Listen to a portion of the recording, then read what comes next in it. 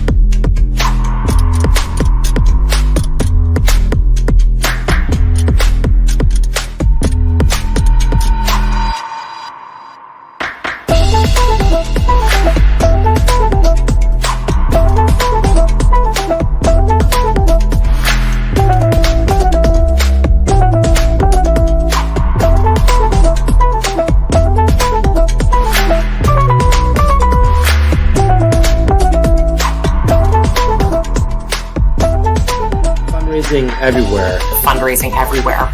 Fundraising everywhere. Fundraising everywhere. Fundraising everywhere. Fundraising everywhere. Fundraising everywhere.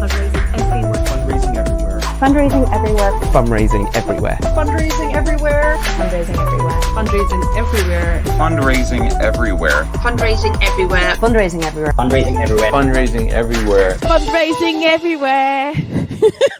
You need to add me in there.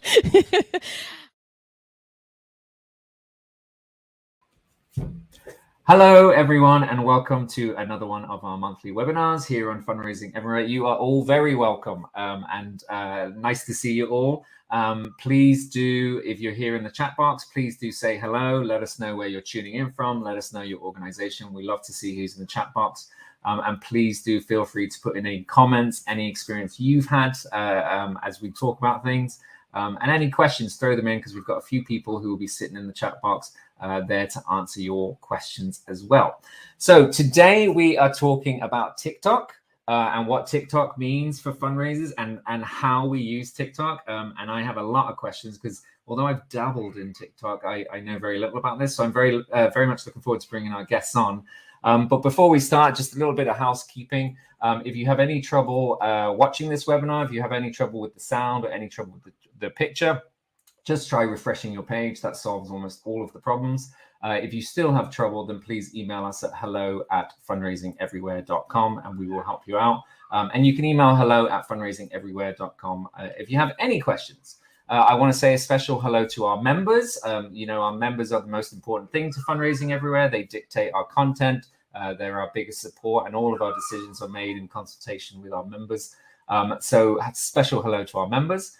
If you are not a member, what are you doing? You should join us as a member. It's very cost effective. It's one of the cheapest fundraising club memberships out there.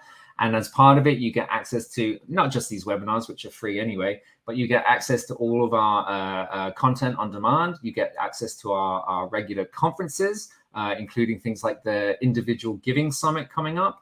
including things like fundraising tech, which is going to focus on things like TikTok and other platforms that are available to us.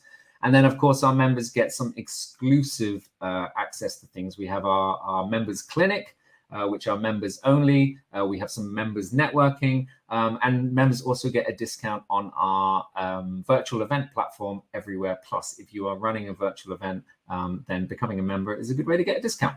So I'm going to shut up because no one wants to hear me talking all the time. I'm going to bring on our two, I'm going to call them experts, although I was talking to them before and they deny being experts a little bit, but let's see what they say. So we are very lucky today. So first of all, from the British Red Cross, we have Nana Crawford. And you know, anyone who's come to our events before, you know how much I love the British Red Cross. They seem to be so far ahead in terms of what they're doing around fundraising, in terms of supporter experience. And now in terms of TikTok, I really want to hear what the British Red Cross are doing. Nana Crawford is an award-winning social media manager. She has over a decade of experience in this, not just in the charity sector, but she certainly knows her stuff when it comes to social media and I believe TikTok. And then as well from the Hunger Project, we have the Associate Director of Global Communications, who is joining us all the way from sunny Los Angeles, and that is Sara Wilson. So I'm going to invite them both on now. Here we have Sara Wilson and Nana Crawford. Hello to you. Hello. How are you? Hello. Hello, and it's lovely to speak to Nana. You're in the UK, I believe. Yes, I am. Yes, I am. And we've in got London. Sara in Los Angeles. So we're and I'm here in Dublin, Ireland. So it's well, not truly a global, but we've got three countries. There's three countries. That's pretty good. So I want to dive straight into it. So tell me, TikTok wise, what has been your experience with TikTok? Firstly, on an individual level, like what do you actually like TikTok, or is it just part of your job? Are you using it as an individual? Why is everyone so crazy about TikTok? And Sara, I might just go to you first. What's your thoughts on TikTok in general? Yeah, I was, so I've been working in the new media space since we all first collectively decided to call it new media. So it didn't just sound like social media, like children's play. And I've always been an early adopter, but when TikTok came along, I was like, I don't know, this seems like the kids these days, you know, like I really felt like it wasn't. And so then my younger sister actually convinced me to take a look. So then, you know, hours later, I was like, what happened? I've been in TikTok. So I personally really took to it. I think what I love about TikTok personally is it's like a window into people's lives globally in a way that is less curated than a lot of the other platforms. And I think it's just a really great platform. It has its problems. There are all sorts of challenges around it, but I think in terms of like putting voice to people who wouldn't necessarily have a public voice and a public persona, it's a really powerful tool. Well, that's nice to hear. Nana, and what's your experience as an individual on it? So what I really love about TikTok is that you kind of get unfiltered personalities. I feel like before TikTok, there was a lot of, you got a sense of people's personalities, but they were very curated, you know, whereas on TikTok, I follow people that are just so out there. And when I look at their Instagram, they're so different. You know, really? what they do on TikTok is so pure, so unfiltered. I follow so many great women that just kind of, you know, don't care about hair and makeup. They will just come on TikTok just to talk about their day that they're having and the experiences that they've had. And that's what really drew me to it. And that's what I really liked about it. And I thought to myself, kind of not just on a personal level, but on a professional level, like, is this a space to create almost like a personality for the British Red Cross that's really different and really relatable to that audience? And that's what really attracted me to using it. Do you think part of that is because it's a new platform? Do you know, like when these social media platforms come out, they always feel a bit more almost equitable and people have that voice and you're discovering new things, and then slowly brands come in and ruin it for us all. And it goes all advertising and all polished and stuff like that. Do you think TikTok will just go that way? Or is there something really different about it because of the format of these quick videos that are just coming through in different ways? I like that you asked two brand managers. Yeah, are your brands ruining it is my question. So I think with any social media platform, there's always going to be that space for advertising and monetizing like whatever channel that you're on. But what I think is really interesting about TikTok, and I don't know if Sara's seen it as well, is that a lot of the ads, they're starting to clock on that they need to look like they've been made in TikTok rather than before. Right at the very beginning, it was very addy. You know, you'd see an ad, you'd be like, this is just another ad, scroll through. But now sometimes I've watched something and thought it was just a video and then realized that I've actually watched an ad for like Ariel washing powder because of the person that I'm following who talks just about washing up. And it's so clever. And I think that's what brands have clocked onto, that actually to be successful on TikTok with your ads, you need to make the content just seem really seamless in platform. And that's very clever. And it's not something that you see across other channels like Facebook or Instagram. So I think that is something that will continue to grow. And eventually we might even get lost in this space of like, is it an ad or is it a normal TikTok video, you know? It's so true. And I think we got to taste that with like podcasts, because I think podcasts, you know, you get like the host who is the person you want to listen to. They sometimes I find myself, I'm listening to like a 5 or 10 minute ad and you're still listening because it's the person you're doing. And I totally recognize that in TikTok as well, that it's like, these are humans who are not selling to you, but they're kind of advocating for something they're already in. Is that, Sarah, is that the approach that you've taken now with a brand coming onto TikTok? Are you finding that hard to change that mindset where it's like your brand is trying to be more of a person? Yeah, well, I mean, TikTok explicitly tells brands to interact as though you are an individual. Like, there is no ambiguity about it. Like, they're in their trainings, in their documents, in anytime TikTok speaks about how brands can engage on the platform, they are very clear that you should be an individual, because that's the way that you're going to sort of both have the highest engagement rates, but also just stay true to the platform itself. So that is something we've sort of taken to heart. As a brand, one of the things that how we sort of interpreted that is that we, as a charity, a nonprofit, we represent individuals around the world, right? Like, that's sort of like, we had to sort of shift our perspective from being like, we are a brand operating to like, we are representing all of these individuals in our programming. And so how can we leverage their voices and their individual identities consensually and powerfully on this platform? And so that's sort of like, we took the focus off of us and put it onto the individual, given that guidance. That's interesting. So who are these like beneficiaries around the world, staff around the world that you're kind of sharing their voices? We don't use the term beneficiaries. There's a power dynamic implied in it, but yes, so people who are engaged in our programming, staff members, interns, right? People who are engaged with us as sort of a value passion project, instead of just being this, like you were saying, Nana, it used to be so easy to see like, this is a brand, this is an ad, I am watching an ad. And now I think we really took to heart, like, no, you need to make sure that people are connecting with people, because that's the whole point of this platform. That's interesting. Nana, what kind of voices are you using? What kind of people would you see if you followed British Red Cross? So we kind of try to have almost like a multi-personality approach, depending on the subject that we're trying to get across. Because I think with anything that you're doing, you have a sense of the user that you're trying to talk to and what you're trying to get them to relate to your content. So when we did lots of stuff with COVID, for example, we knew that we'd have kind of two audiences. We had the COVID conspiracy theorists, which we loved.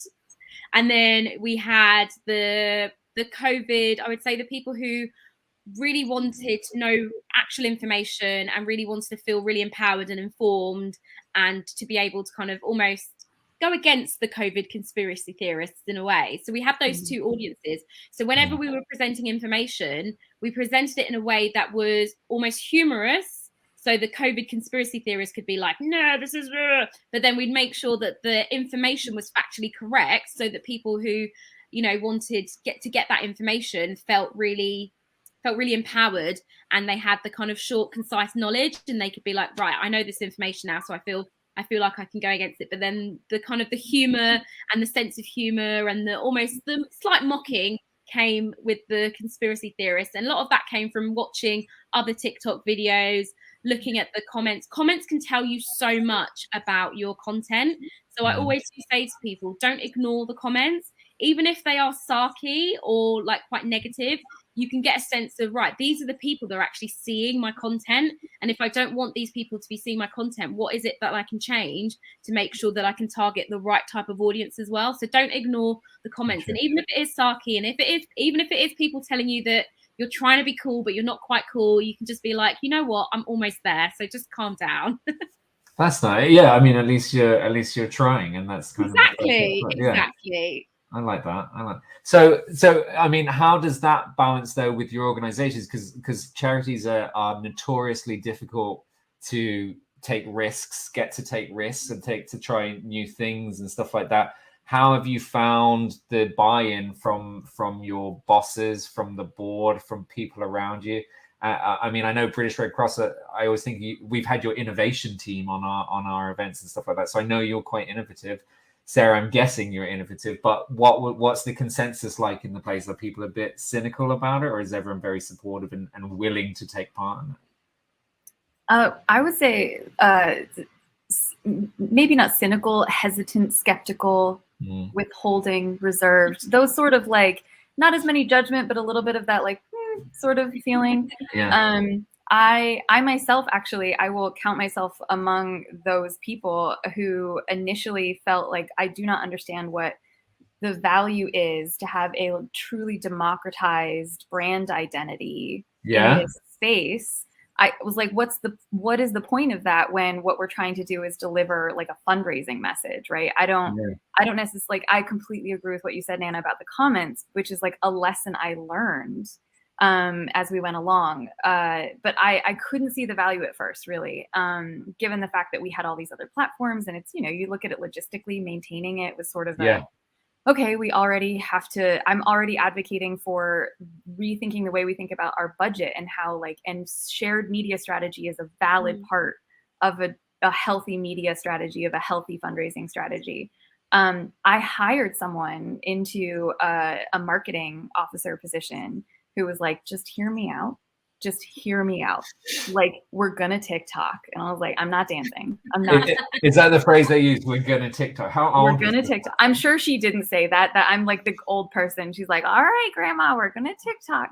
I counted myself among those people that really needed convincing into this. And then she did an amazing job. I was like, give me a pitch deck, like show me what it is. And she really opened my eyes. And one of the things I've really valued about this platform is we really focus on young leaders, like young voices. It's a big part of our programming. It's a big part of, like, we have a whole youth component to our advocacy and fundraising. And really this has tied those like programmatic youth and our fundraising advocacy youth into each other's circles and realms in a way that I did not foresee at all. And so that really was for me like the big pivot. And I was like, okay, we're connecting. We're using this as a platform to connect people who have shared values, but wouldn't have necessarily interacted with one another so clearly and so directly. And then I took that and sort of advocated upwards into our board. So buy-in is hard, but necessary at the higher levels. And you're speaking to someone who got bought in. I got bought in. You were converted. You are now like, now I can hello, fellow kids. Oh, wait. Yeah, music band. Nana, from your point of view, what was the support like in British Rock? Because you guys take risks and try new things a lot. Was it a pretty easy sell? So I would say it was, because I am an avid risk taker. I like to take risks and I don't mind failing, because you can learn a lot from things that don't go the way you think they might go. But I don't just jump in straight first and don't think about the consequences. So when we joined TikTok initially, we did join, but we didn't post anything for months because we were just observing the platform. We were trying to find our space, trying to think about what kind of content we were going to post on there. We also wanted to have a moment to launch rather than just launching with nothing, essentially. And I think what was really good for us is that other national societies, other Red Cross societies had already started using TikTok, and they had already started sharing, their results and what was really working for them. So when we were on the platform, I was able to kind of take a bit of their learnings and think about how does that apply to the British Red Cross, and come up almost with like my own strategy for how we were going to essentially use TikTok for the British Red Cross. And I would say one thing that I'm really thankful to have is really, really good support from kind of senior leaders. And they trust me to do my job because I do it well. And I think when you trust someone to do their job and they do it well, you can feel safe in the knowledge that, you know, I have the best interest at heart for the British Red Cross. And something that I remember saying when I first joined the organization was, like, this organization is like super old and I would like to make it like really cool and a bit trendy and just, you know, a bit like, oh, is that the British Red Cross? And that was always one of my goals. And the fact that I can do that now, or have done that, has been a huge success for me. And that is because I've been trusted to do that.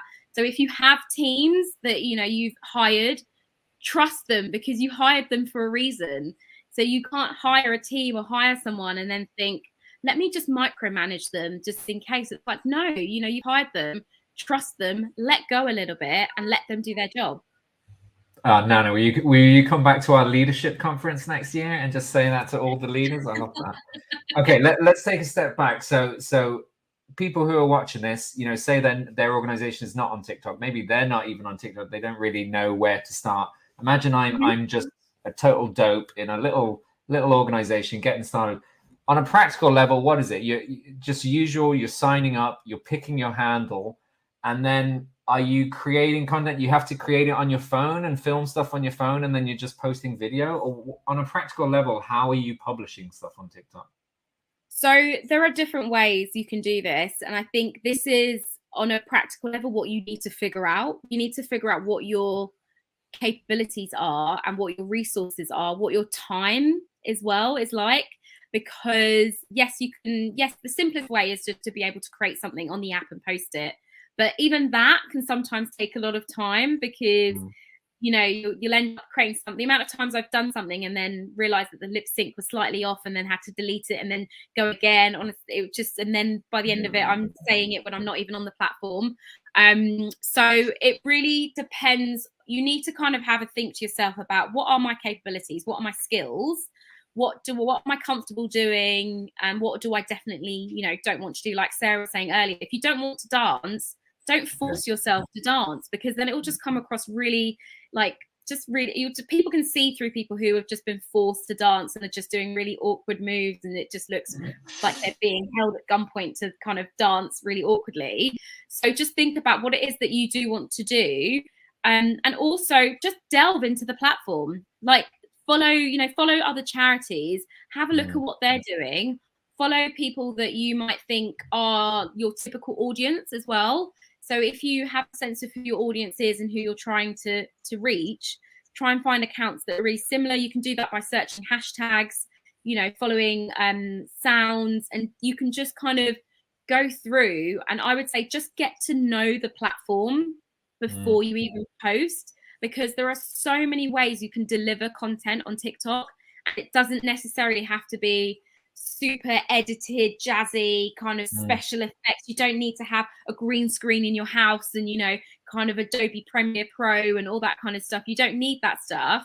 But also, if you're really into doing kind of graphics and animation, there's a whole, you know, TikTok animation series on there. So you can have a look on there and be like, okay, we really want to do animation. We can do animation really quickly. Let's see the kind of content that people are doing. And I would say that that's the first thing you really need to think about. How much time do you have to create content, and what is your skill level?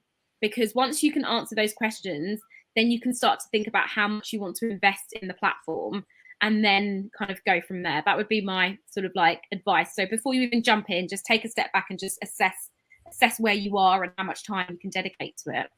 That's interesting. So Sarah, do you think is this something that we can just dabble in a couple hours a week? You know, say if I'm a fundraiser who's working 50 hours a week, because none of us work what we're supposed to work, and we're doing it as part of everything else. Is it worth us doing this if we're just doing it as a little bit, or do you really need someone on this full time? Like, can you do this at different scales?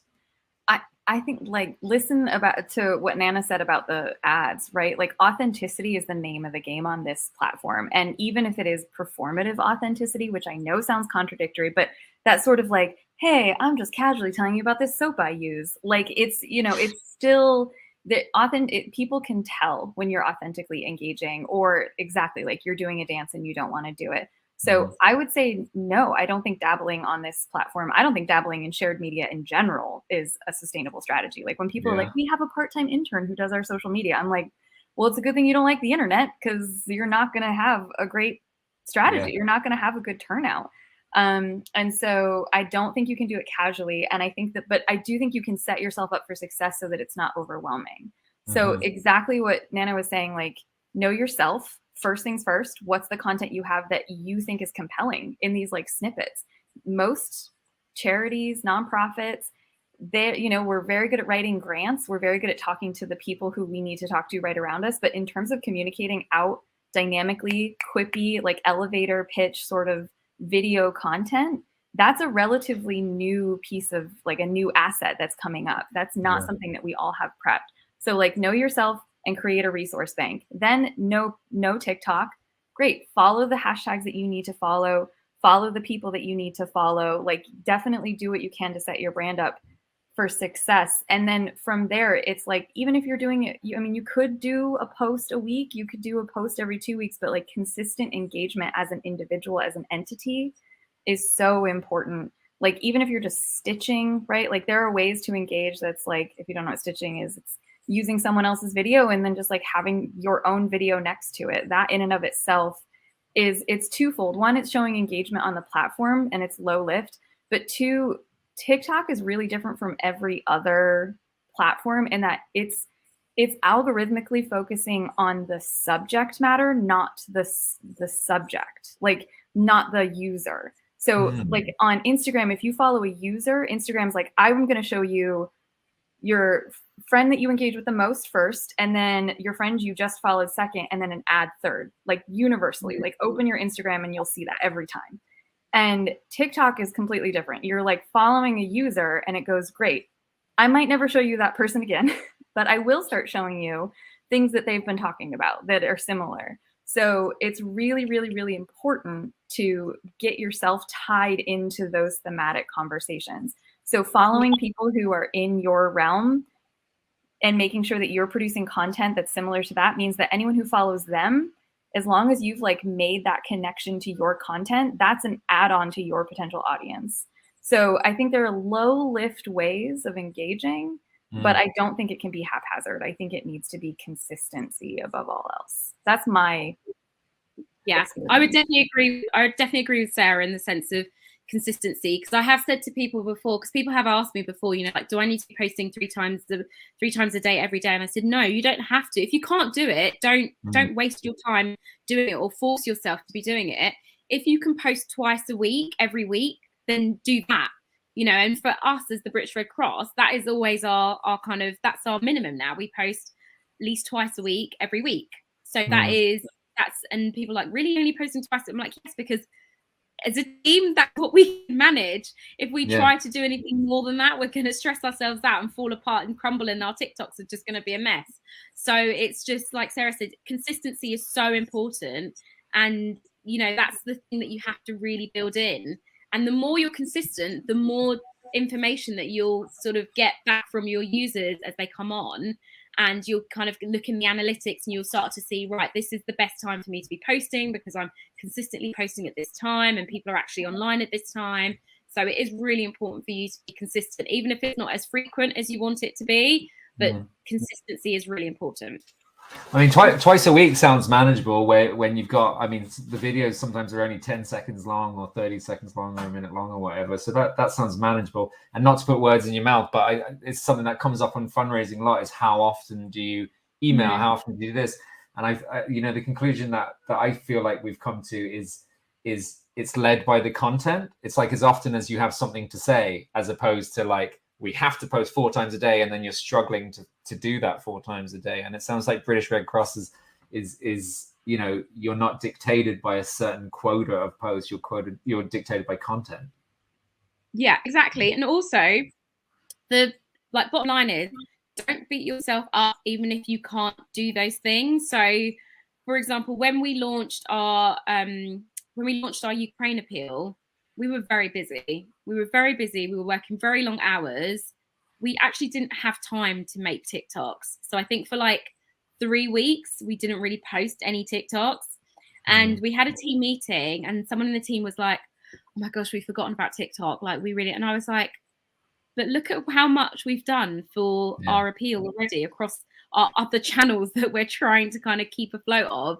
You know, we were receiving up to like 500 messages a day on Facebook from people, and that's what we were managing. So we can't beat ourselves up just because we haven't posted TikToks, because we were trying to help people. And ultimately, that is what we want to do. We want to help people and as many people as we can. So if it means that times we have to take our shift away from TikTok and move on to helping people on other platforms, and let's not focus on the fact that we haven't posted a TikTok, and let's focus on the fact that we've helped X number of people on Facebook and we've been able to help people get in touch with family and, you know, that kind of stuff. Let's celebrate those wins and not look at the fact that we haven't posted a TikTok in 3 weeks. Fundraisers are very hard on themselves, aren't they? I think we are very hard on ourselves. We are. Because it never ends. You can always do another TikTok. You can always do more fundraising. You can always ask one more person. It never ends, and that's what makes it so difficult, I think. But Sarah, talk to me about content creation. So are you literally? Is it you and your team? Do you sit down and kind of brainstorm ideas for a while, or is it as things pop up, or have you got some sort of system where videos are coming to you from around your organization and you're queuing those up? How do you actually kind of build your content? Yeah, it's so one of the first things we did was sit down and, we put together a TikTok strategy. This was, again, part of me being enrolled into the whole process. And doing that resource audit, sort of what do we have? We just identified resources that we knew would go well into this platform. And so we kind of consistently dump into that bucket when we know that something, if we collect video from a program area, if we know that we're having a fundraising event that's being recorded online. So anything that has existing video content, or at least like something juicy and engaging, we make sure that we sort of flag that in our TikTok video bucket. And then we go about the process of assigning people to create that. So whoever that might be, if it's someone like our video editor putting together a video based on content that we had recorded from another event, great. If it's a staff member recording this quote or doing a trend, great. Like we start from the resource first, and then we sort of assign it out to individuals. But we really keep ourselves limited because of that sense of overwhelm. So we only focus on certain, like we do day in the life of people in our programs. We do sort of broad-based brand awareness as needed, sort of like, what are we as the Hunger Project? We do days of significance. So we'll do, whatever it is, like International Women's Day. And then anything related to current events, right? So as we're talking about a Ukraine response, things like that. But outside of that realm, we kind of gave ourselves parameters so that we didn't end up saying like, oh God, we need to be like constantly making, maybe this is a TikTok, maybe it's not. It's like, because we're still building our muscles around this strategy and it's going well, we wanted to make sure that we had sort of manageable parameters. Couple of like quick things that I will say for anyone getting started with content is, and again, TikTok is very open about this. They actively elevate people who make content in app. So like if you're going to be showing a video that wasn't made in the app, use the green screen. Like they like actively using the tools in the app, the algorithm benefits you. Like they show it more and more. They want you using the app. They want you, so you can create content in Adobe. You can create content wherever. But TikTok is very open about how they want you to be making this in the app. So whatever you need to do to make that in the app, that's the thing to do. And then, yeah, I mean, I don't know if I answered. And does that have to be on your phone, or is there, excuse my ignorance, but is there a desktop version where you can edit through TikTok on that? Not that I've experienced. The look on both your faces were just like, you are. Well, because we're both like, is there? I don't think so. I know. I was about to say, is Sarah going to tell me that there's a desktop version that I haven't been using this whole time? So you're literally, it benefits you to literally edit these things. I mean, and the TikTok editing tool is really good. It does make it really easy to add cool effects and make it look really good, but you actually are rewarded for using that as opposed to editing it elsewhere. That's really interesting. And brands that are much larger, like I think British Red Cross has enough of a following, is active enough, and has had enough success that it might not show, it might be negligible in terms of whether that's created on or off app. But if someone is trying to get started, Like, you follow the rules to a T. They want entertainment. They want you to use their audio. They want you to use the in-app editing. They want you to record like that. They want you to use hashtags, and they want you to tag people. Like, those are the things they want, because they want you to be, like I said in the beginning, they want you to engage like an individual. They want you to be a person, not a brand. And so if you use those tools and you engage that way, and you're a really small account, you're just giving yourself those like legs up into being the most productive, getting in front of the most eyes that you possibly can. You mentioned trends there and stuff. Nana, how much do you guys like try and jump on trends? Like, is that something you should be doing, or is the content always coming internally, or are you reacting to a lot of things? Are you using that stitching stuff where you're alongside video? How much do you react to what's already out there? So the way we approach content is similar to what Sarah's saying, but what we have is we almost have a list of subjects that we want to talk about on TikTok. How we talk about them, we don't have, because that's where the trends on the platform allow us to be reactive. So, for example, we know we want to talk about the work that we do with refugees. So we have key messages, we have content, you know, we have all of that kind of on the side. As trends come up, we will then think, oh, this is really good for us to talk about this project, or this is really good for us to talk about mental health.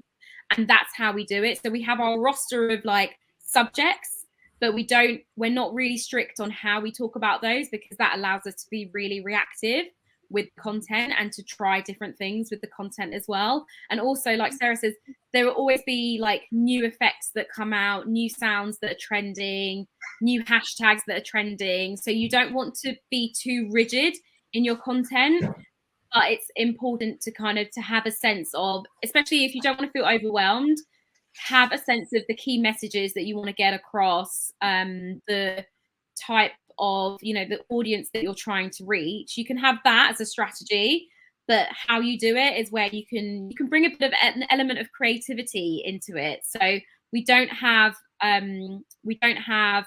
fixed content, but we do have fixed messages, as in what we're trying to get across to people.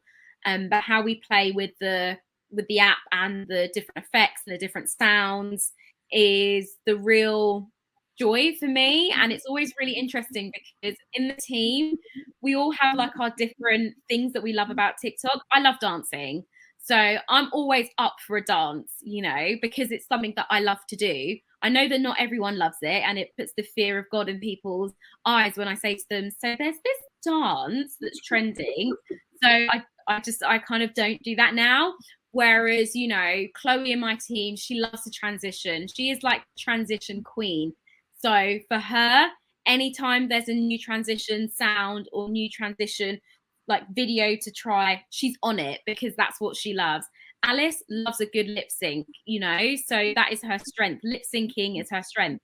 So we all know our strengths and we know what we love, so we can make sure that we adapt it. And we also have a whole range of volunteers who use TikTok personally as well. So they'll often come across a trend and send it to us and go, hey, like, why don't you try this? Or I could do this thing for you if you want. Like, I'm going to London soon. So if you want to do a video about, you know, wearing masks in public, I could do a little video for you, because, you know, I'm following this. So it's a really good way to get to know the platform through other people who use TikTok. And it's important that you use it yourself, but if it's eating up too much into your time, then think about reaching out to people in the organization or friends and family who use TikTok on a regular basis. So they could even just WhatsApp you a trending sound and go, hey, I've seen, you know, like 10 videos using this trending sound recently, so why don't you try and use this? And that's how a lot of our content gets created. I think a lot of people think that we sit in a room with like kind of 2 hours having this kind of brainstorm strategy about what we're going to do. But a lot of the time, our best performing videos are ones where Chloe's just been like, I saw this transition, I really want to try it.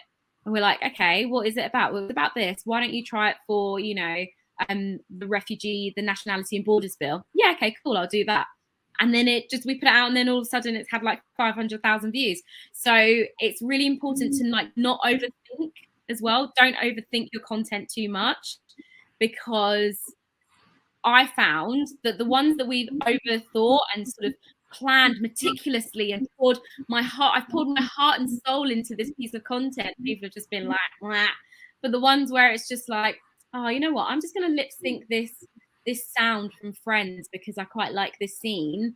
And then we're going to add some text about, you know, what we're doing in this space. And then people be like, I love this video. And you're like, oh, okay. So basically that's where our kind of our niche lies.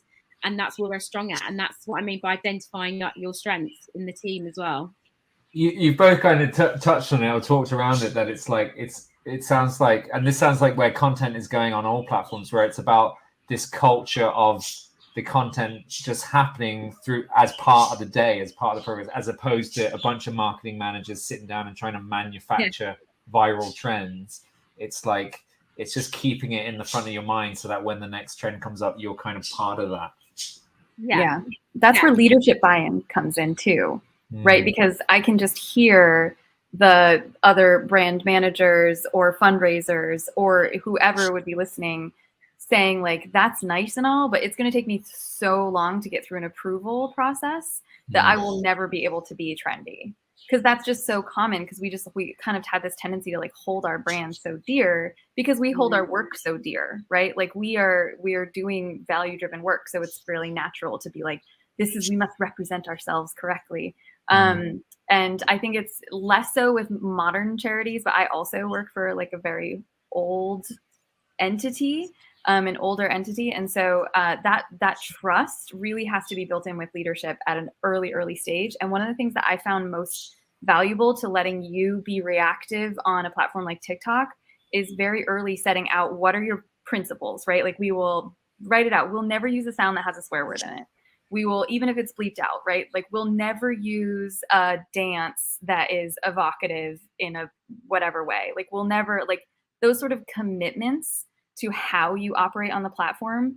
I think sometimes laying that out for someone who might be hesitant and then using those as guidelines to create content, it frees up some of that, like it to be reactive, the creative team to be more reactive. No, as the Samba queen, is it Samba? What's your policy on evocative dance? Are you like all in on evocative dance? Yeah.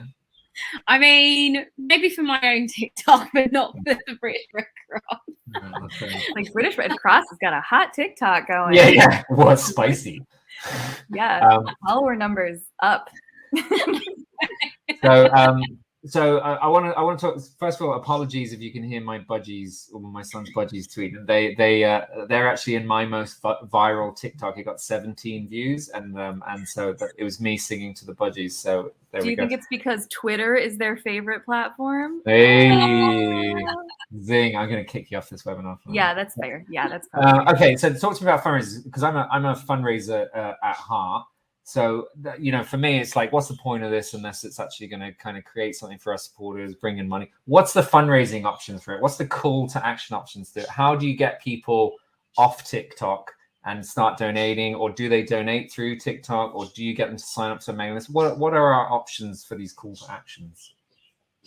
Sarah, maybe we'll start with you. Oh, no, let's start with you. Go ahead, Nana. Well, I mean, it depends. So we've...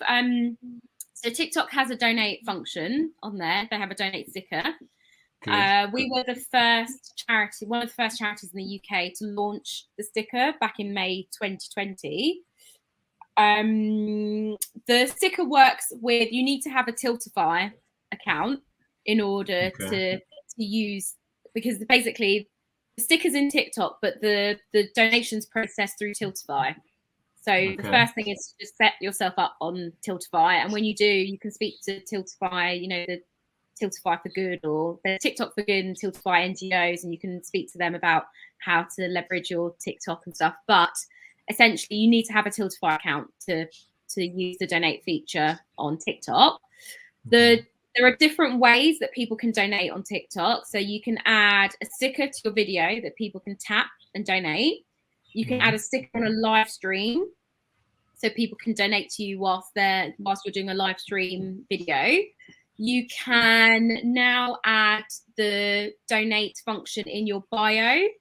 and people can add it in the bio as well. So say supporting British Red Cross or supporting the Hunger Project, and that links through to people donating on your behalf as well. So people advocating essentially for you, and people can donate straight to the British Red Cross or whichever charity through that. So those are the main 3 ways that you can donate, unless there's any ways that I've missed, Sarah. But I think those are the main 3 ways that you can donate through TikTok. Yeah. I will say Tiltify is a barrier though. Like I'll just name it. Like British Red Cross was one of the very first ones on. So you do have that capacity. Lots and lots of charities are on Tiltify, and TikTok has not updated that list in quite a while. So there is a very limited number of charities that you can give to through that donate function through TikTok. And you have to go through a whole approval process as well.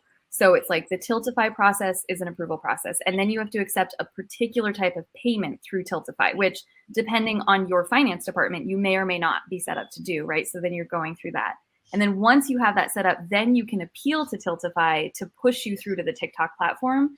And then that's just sort of a waiting process. So last I checked, we still have not been approved to be shown. So we don't actually leverage TikTok as a fundraising platform because it's not integrated in a way that lets us do so. And again, because TikTok wants to keep you on the platform, any sort of call to action that takes you off the site is also penalized.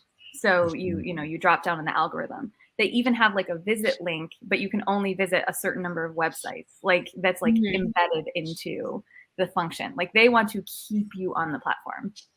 So what is the Hunger Project's goal in it? What do you try to get out of it? What do you measure, and what are your results?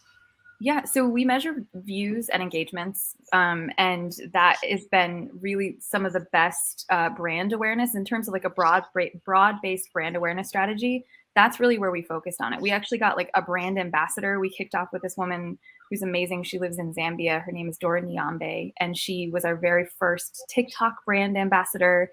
And she has several million followers and is working in a rural community on the same sort of strategy that we use in our programming, but is not directly related to our programming. We just sort of elevated one another's messaging, right? So it was a broad-based bringing our brand to people who wouldn't have necessarily interacted with us through some of those traditional models, through a traditional fundraising model, through a traditional media or marketing model.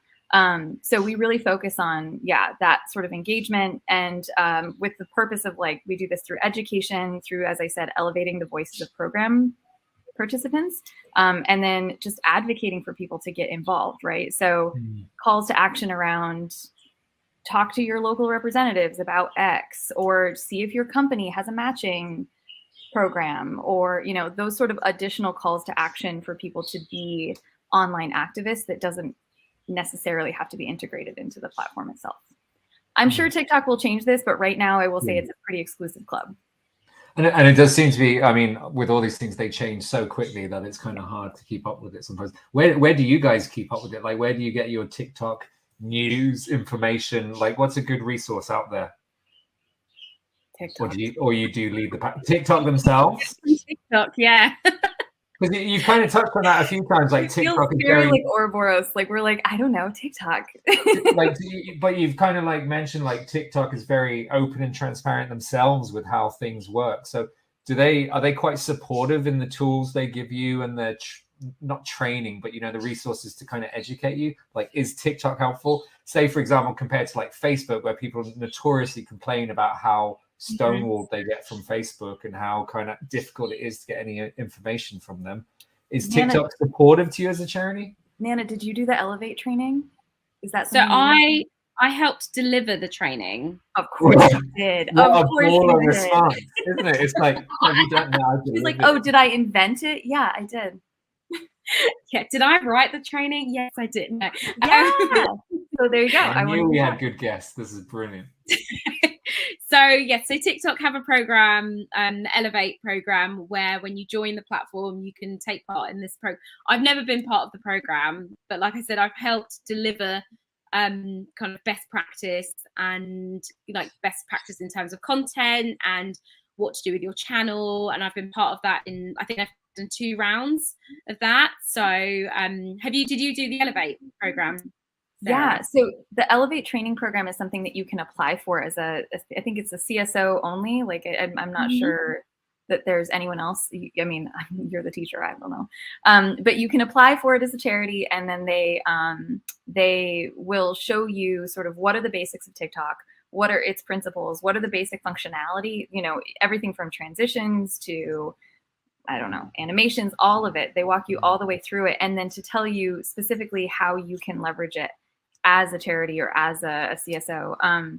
The part that we really valued that was so wonderful and where I found it very supportive was they gave you little homework assignments. It was like, okay, you're going to make X videos for this week. And the people who do it the best or the most compliant, we will boost. They put advertising money behind your posts. And which is great because, again, it's that like they know you're creating content on the platform. They know it's quality content because they've walked you through how to do it. And then they're boosting it. So it kind of gives you that like leg up. So that's one of the things I really recommend for anyone getting started is like right off the bat. And we actually put representatives from 8 different program countries into that training. And so that content can be made locally much faster. Because we want, again, to be elevating voices way more at the source than at that each HQ level. So and just a little side question there. Do you have these kind of ambassadors posting directly to TikTok, or does everything have to come through you as the kind of central office? I mean, I approve the drafts. That's fair. Yeah, I approve, but it's at the same time, I didn't for a long time. Like I said, we had someone managing it, and I had sort of like put it in her hands, but now it's coming through me. That's cool. And I like the sound of that Elevate program. That sounds really good. Yeah, I've heard really good things about it, and I think the teachers are really good. It's a really hard thing to answer when people ask me about it because I'm just like, well, I'm on the other side, so I don't know. But it's a really good program, and it was really nice when I did the 2 sessions. Some people from my sessions sort of reached out to me afterwards to kind of ask me more about, like, I didn't know you got homework until someone mentioned that, like, I've got some homework, and I was like, you get homework, okay. And just to kind of help them with the transitions and with any of the effects and any of the features on TikTok. So I'm always here to help. That's fine. You mentioned ads there. Are you guys paying for ads? Are you putting money into this at the moment, or what's the balance between like free, viral, not whatever the word I'm getting, organic content? Sorry, very dead. Organic content and paid advertising. Are you doing paid ads, or how are you finding they compare to each other? People talk about Facebook. It's not even worth doing something unless you're paying anymore. That's what some people say. What's the vibe on TikTok of paid ads? We don't have like a always on paid strategy. We have a very good working relationship with TikTok, and we've done different campaigns with them over the kind of course of the years that we've been on the platform, to the point where I think a lot of the time, if TikTok are proactively promoting a message and trying to kind of make themselves look really good, if there is content that you can do to help with that, then that really works in your favor, because you'll often find that they'll reach out to you. So for example, when there was so much misinformation on the platform around COVID, around the vaccines, they reached out to us because they were just like, we know that this is the content that you love creating. We've seen some of your posts. We want to make an official kind of COVID vaccine page. Will you create content so that we can put it on this page? And we were like, yeah, sure. So again, that was really helpful, because then they would boost the content that we were posting because it met their agenda as well as meeting our own agenda. So I would say that you can actually sign up for a newsletter, like a content creators newsletter from TikTok, and it tells you kind of what's coming up, like the next trend that's coming up, or things that they're focusing on, what hashtags they're going to be promoting. So you can use that to help kind of plan your content, and you can kind of think, oh, actually we can do something there. So that would again be another like a really good piece of advice, that if TikTok are trying to promote or change something and you feel like you can really get into that space, then open that door and stick your head through. That's great advice. Sarah, anything to add to that one? Yeah, we also don't have an ongoing paid strategy. Okay. It's a boost strategy of, we know that we want something to be elevated because of a certain day, a certain issue. Especially if we're partnering, like if we've done like a live with someone, or we know, like we'll boost that just because all ships rise together on TikTok, and so then that's boosting everyone's performance. Well, that's very encouraging, for small and medium charities like you guys are not, you're not putting huge budgets behind this in terms of everyday stuff. So that's encouraging. I'm conscious of time, and I know you guys are busy. You've got a lot of TikTok dances to record and things like that. I just want to ask you quickly a little bit about the data side of it, in terms of, I've seen a lot of talk around data, even like talk about China accessing the data and shutting down TikTok and stuff like that. What data is available behind it? I mean, are you getting data on your followers and engagement? Is it just kind of top level analytics? How much do you dive into the data, and what are you seeing? So in the actual back end, in the insight, if you have a business profile account, you'll get insight analytics, and it's very top line. I don't know if Sarah sees something different, but it's very top line. You get a rough kind of benchmark in terms of your male to female followers. You'll get a sense of where they are as well, like in the country and maybe regions. Mm-hmm. You also get a really good thing that you get is when your followers are most online, like what time that they're mostly online, which is really good. So that can allow you to kind of plan when to put out your content as well. So that's a really good thing that you get. I don't really know. What about Tiltify donation data, Nana, from British Red Cross? Like, do you see? So from the donation, because it comes through, it depends on what you've agreed with Tiltify. So it depends on what your Tiltify contract looks like. And like Sarah was saying, we were in a very fortunate position because our innovation team do a lot of gaming, and they have done like gaming fundraising using Tiltify. So we already had that, and we already had that profile. So when it came to launching the donation function, it was actually a fast track for us, because they were like, well, actually, you've raised loads of money through Tiltify already. So it depends on what your contract is with Tiltify in the sense of the data that you get through. And I haven't seen any of that. Like the person in my team who works on analytics just basically sends me a monthly update of how much money has come through the platform, and I just stand there doing dances basically. Yeah, you're too busy dancing, aren't you? I'm too busy dancing. Sarah, any other thoughts on data, and particularly speaking as someone in the United States, it's America who's really kind of clamping down on the TikTok data and stuff like this. Like, how is it going to affect you as a charity, and what do you actually get from it? Yeah, so it's top line data. I was just confirming. I was like, I don't think I've seen anything more detailed, but it's exactly what you're describing. Yeah. The times that, given the time zones that the US is across and how many we have to contend with, it really helps us with the timing. Like, are we customizing to the East Coast or the West Coast? And actually, our second biggest user group is in the UK.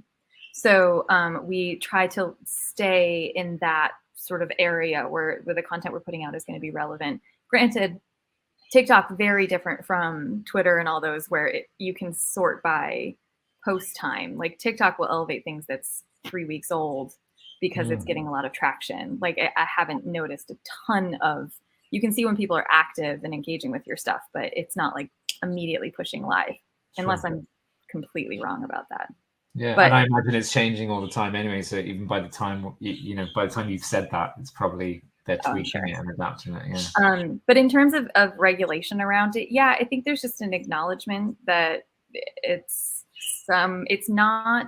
TikTok is not the most viable engagement, like fundraising platform for us in the US just yet. I think that could be in large part particular to our demographics as well. So just people who are accustomed to interacting with us on other platforms, or maybe not on social media at all. So that's, I think for us, it's not a huge strategy just yet. So we haven't worried too much about the regulation that's coming down on it. That being said, we don't push it out really hard either, given that, right? It kind of does put us like a little bit limit our hands, because we can't say like, definitely follow us on TikTok if the next day the FCC is saying TikTok is stealing your data. It's the same. It's very similar to the relationship we have with like cryptocurrency and crypto giving, where we're like, this is definitely a way to engage with us. Oh my gosh, super easy, great and fun. Maybe don't worry about what everyone is saying. Like, we want to make sure that people have the opportunities to engage with us without pushing them on to a person as like the primary way that they would engage with us. Nobody said it'd be easy. Sounds challenging. All right. Okay. We're going to start to wrap up, but I want to ask you, for people who are watching this, either watching, joining us live or watching the recording, where do they find you? I mean, I would say they obviously want to follow your TikToks, because we can learn from what you guys are doing and basically steal stuff that you guys are doing. But where's the best place, Sarah, first of all, to get in touch with you, to follow you? What social media and stuff like that are you on? Yeah, well, I mean, the Hunger Project accounts are the best way to get a hold of anyone who's trying to get a hold of me or anyone at the organization around this content. So on TikTok, we're just at the Hunger Project, no spaces, no dashes, nothing, very straightforward. We're pretty much that across all social media. There's some exceptions where we might be Global Hunger Project. But yeah, we try to be very responsive on all of our platforms, and that's probably the best way to reach out. Nice. So please, if you're watching this, please do follow at the Hunger Project. We're looking forward to seeing Sarah dance in her Hey Cool Kids t-shirt. I'm definitely, it's only if Nana is like, here's exactly what you do to not look like a fool. Yeah. Are you more of a sea shanty person or something like that, maybe? Nana, where do people find you? What should people be following? So you can follow just British Red Cross, all lowercase, one word, across multiple channels. If you want to follow me in particular, then LinkedIn, you can find me on LinkedIn. I will usually either be posting about TikTok, but mostly about Samba.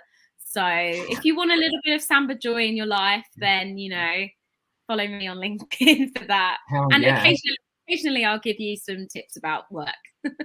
This sounds great. And tell me your most popular Samba video, how well did it do? So at the moment, it's at 4.7 million views on TikTok, and I think it got 1 million views on LinkedIn, which is pretty. Boom, big Samba fan on LinkedIn. There are a lot of Samba enthusiasts on LinkedIn, as I realised recently. Well, what you realise is people are people, just because they've got a suit on, just because they're the CEO sign, we're all into the same weird stuff, and we all get entertained by the same thing. So yeah, great stuff. Guys, it has been an absolute pleasure and a wealth of information. I wish we had more time, and I'm sorry that I've kept you basically a full hour. But yeah, thank you very much for your time. Excellent. We definitely have to get you back for like perhaps our fundraising tech conference, where I know we're going to be delving deeper into TikTok. But I would say best of luck with your TikTok and other ventures, and I hope I get an opportunity to speak to you again soon. Thanks so much. It was nice to meet you, Nana. Yeah, nice Thank to you meet you very much, guys. Thank you. Bye.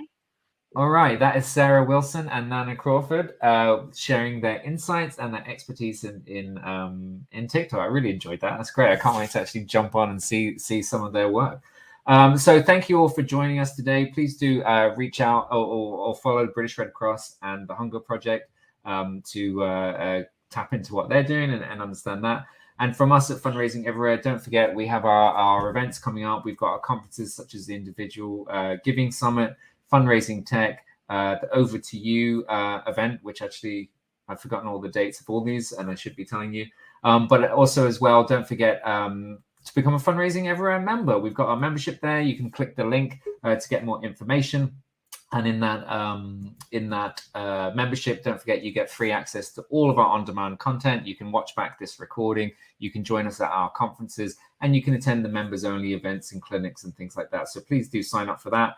And as always with Fundraising Everywhere, if you have any questions, if you want to get involved in any way, we're always looking for speakers, always looking for sponsors and partners, and always looking for people, to come together and help us as fundraisers. The more we work together, the more we share with each other, the more we all do better. So please do reach out. But my name is Simon Scriver. You can find me on Twitter at Toast Fundraiser. Or you can just reach out to me via Fundraising Everywhere if you want to chat to me. But actually, there's many more people in the Fundraising Everywhere team that you're better off talking to. They're much more intelligent than I am.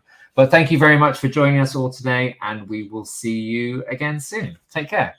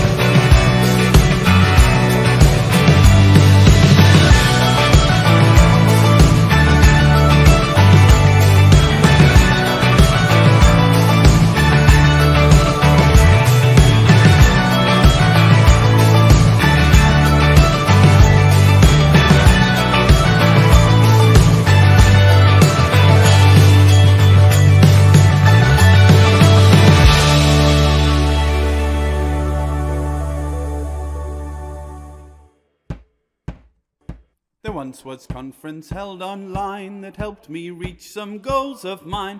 The crack was great, the speakers best, oh fundraising everywhere go. Ha!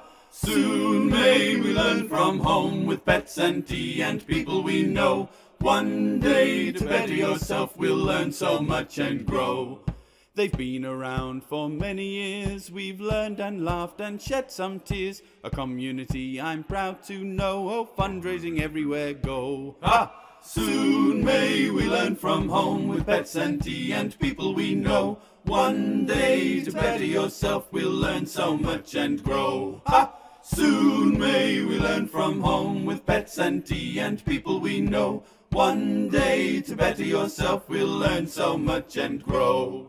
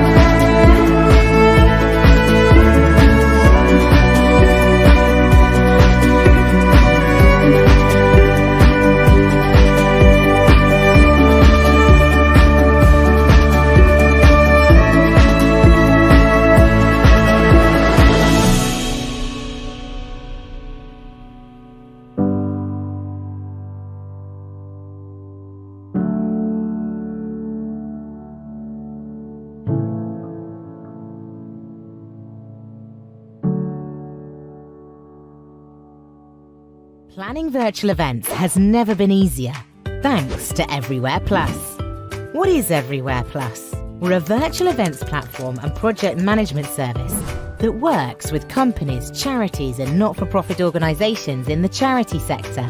We have the team and the tech to help you go virtual with all your important events. Online events are full of possibilities. We have a custom-built platform that includes hybrid events and video breakout rooms, as well as a space for sponsors to connect with attendees, multilingual hosting, not to mention polls and Q&A, including branded live stream, pre-recorded and live content, even a virtual recording studio and so much more. If you want a virtual event, we create one that your audience will love. We run your tech so you don't have to. Get in touch with us today. Tell us more about your virtual event. Everywhere Plus.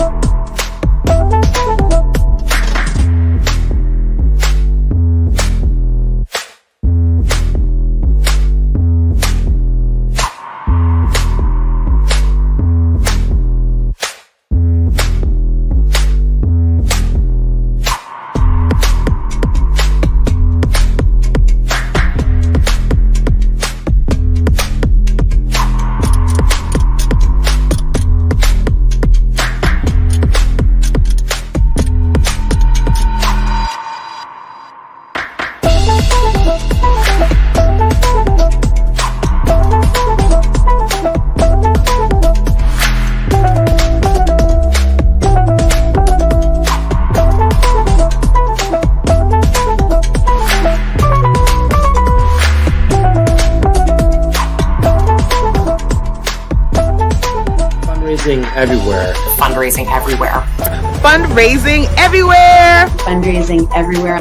Fundraising everywhere. Fundraising everywhere. Fundraising everywhere. Fundraising everywhere. Fundraising everywhere. Fundraising everywhere. Fundraising everywhere. Fundraising everywhere. Fundraising everywhere. Fundraising everywhere. Fundraising everywhere. Fundraising everywhere. Fundraising everywhere. Fundraising everywhere. Fundraising everywhere. Fundraising everywhere. You need to add me in there.